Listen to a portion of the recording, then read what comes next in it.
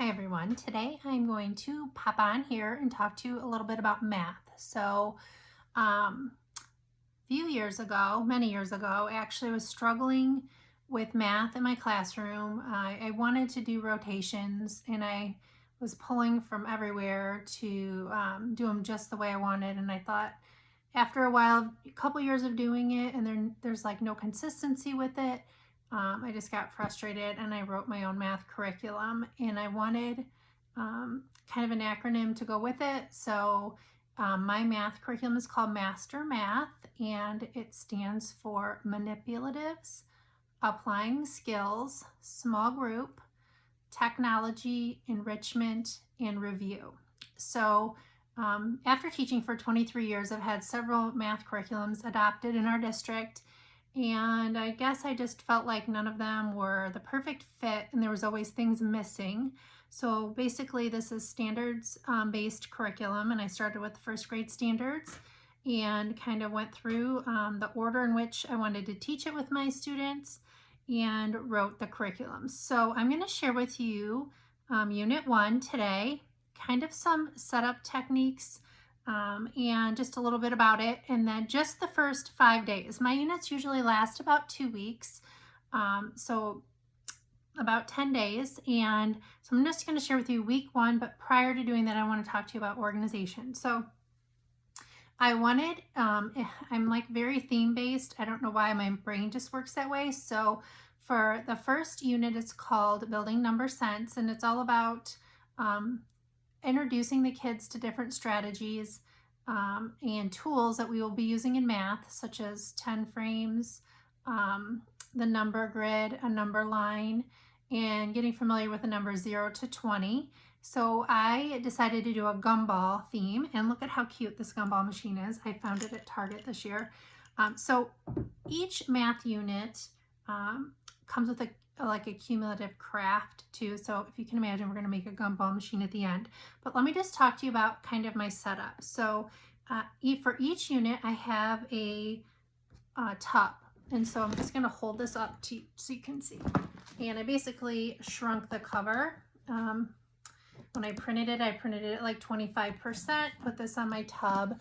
And this is how I store my activities. So I want my kids to play games. So that's the apply skill part of Master Math. I want them to have manipulatives. I want them to be in small group with me. I wanted them to use technology. So all my units come with Google Slides and Boom. So either one. If you don't have a Boom membership, you just can use the Google Slides. And I also loved the review that I had in a different program, and then the newer ones I had did not review. And I just felt like if they didn't get it the first time, I wanted them to have an opportunity to keep practicing it. And also, like, when out of sight, out of mind, I think it's good to always review. So inside my little tub, I start off with, I put the books that kind of go along with the unit because I love to add literature whenever I can. So those are in there, and then I just have plastic bags with the different activities. So this is the craft, this is a sorting, this is a 10 frame cover and all. So basically I just store all the manipulatives and the games in here. It makes it super easy. So that's how I store my items. And then you'll be surprised to know that I have a binder, because you know I'm a binder happy person. So here is my binder for this unit.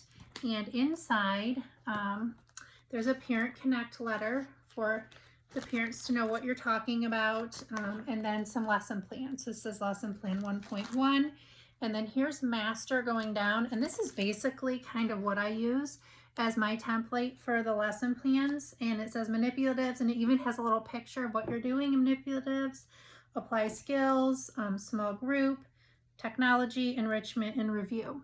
And I should say, I didn't mention this yet, but each lesson starts with a Smart Notebook or PDF, and I've converted the first couple chapters to Google Slides lessons that you do all together. So we gather up front, and I introduce the topic, and we do a very short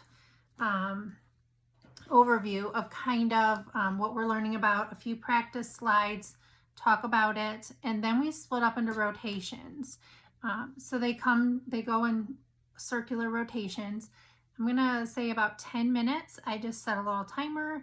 I basically run the time that we're at each one. It depends on how long the small group takes.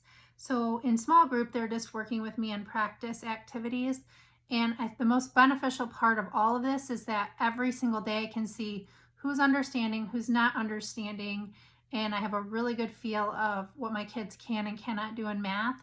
Versus in a whole group setting, I don't know, because there's just so many kids. It's hard for me to know all the time who understands what. So what I do is I put 2 tubs at each station. So I'm just going to show you. One is my tubs were orange and yellow last year.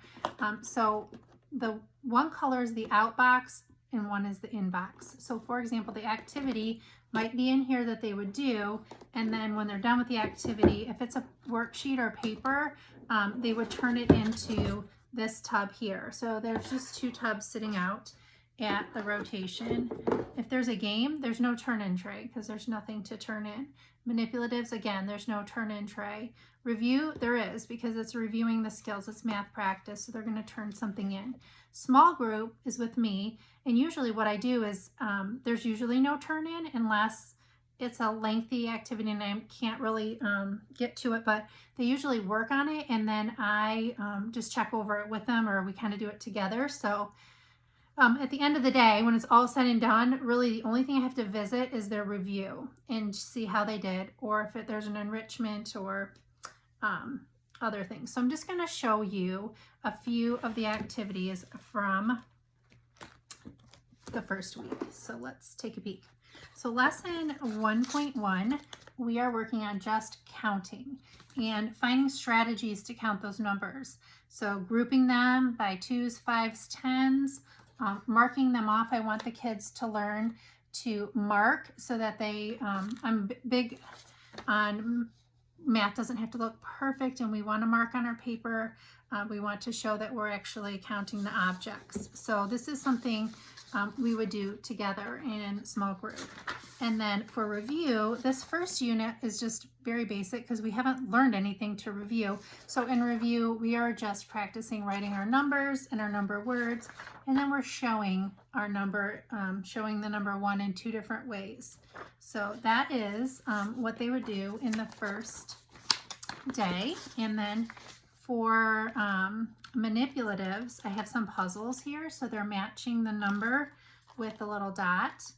And for the game, they are drawing some gumballs and then counting them and then covering up their little gumball machine. So that's kind of a little fun game that everybody can do. There's a little pop in here, and if you get a pop, then you have to remove a gumball and so on. So that's day 1 of building your number sense. So day 2, we work on using 10 frames. So again, they're going to practice with me counting 10 frames. One page is just 1 10 frame, but this one adds a second 10 frame. So we talk about, we know this is 10, so 10, and then counting on for the 10 frame. And then reviews, very similar. They're practicing the numbers 3 and 4. And for the game, they are going to draw a 10 frame, kind of all goes together, draw a 10 frame and cover. So it's a 10 frame draw and cover all game. And this one has 2 sets. It has till 10 and then it goes to 20. So if you want the kids to have the option to pick, or if you want to pick what you think they're ready for, there are 10 frame cards that look like this and go are a little bit harder. So you could do the single or the double. And then for manipulatives, we I didn't bring the cubes here, but so it says counting by 2s. So they put stacks of 2s with the cubes, linking cubes, and then they count them, and they do it with a partner, and then 5s and then 10s. So they're just using cubes to practice counting 5s, 2s, and 10s in the center. Alrighty. Day 3, we move on to tallies. And we talk about the importance and why do we cross over on the 5? What's the purpose? It's not to trick them, it's to make counting faster. So we practice counting some tallies together in small group. We practice making some tallies. We review our number 5 and 6. And then for our game, we roll and tally. So you roll and then you make tallies on the charts. You add the dice. And then for manipulatives, they get a 10-frame mat and they draw a little gumball and then they have to build it on their 10-frame mat. So that's what they're manipulating on that day. Day 5, which in my lesson plans is 4A, we are learning about the number grid. And our number grid goes to 120.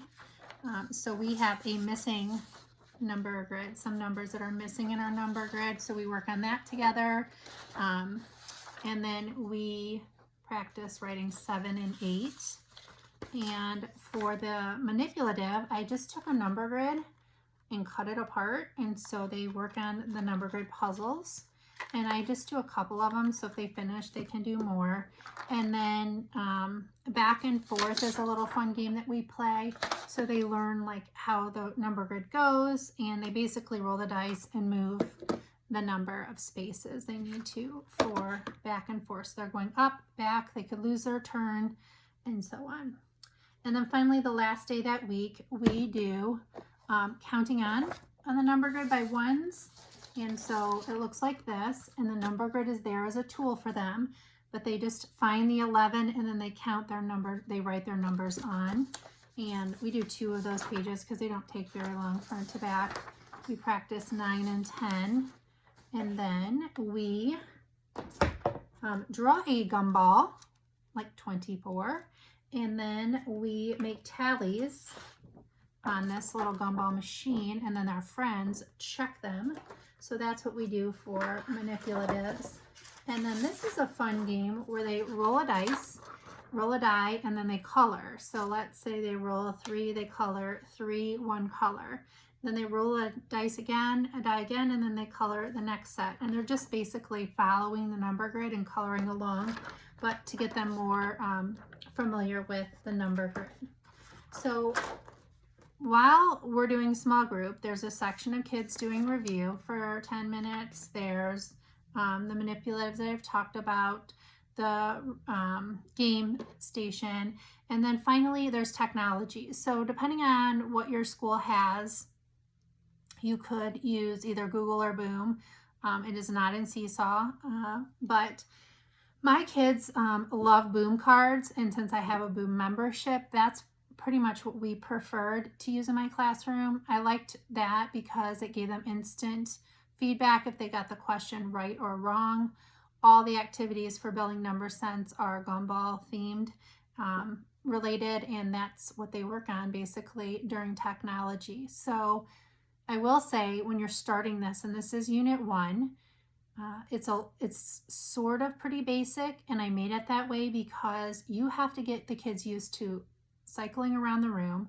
There's technology issues, I'm not gonna lie. That's just, if you have a helper in your room, that's awesome. If you can get a parent to come in and just sit for that time and get them going on the technology, that's super helpful too. For us, we have Chromebooks, so getting them logged on and logged off.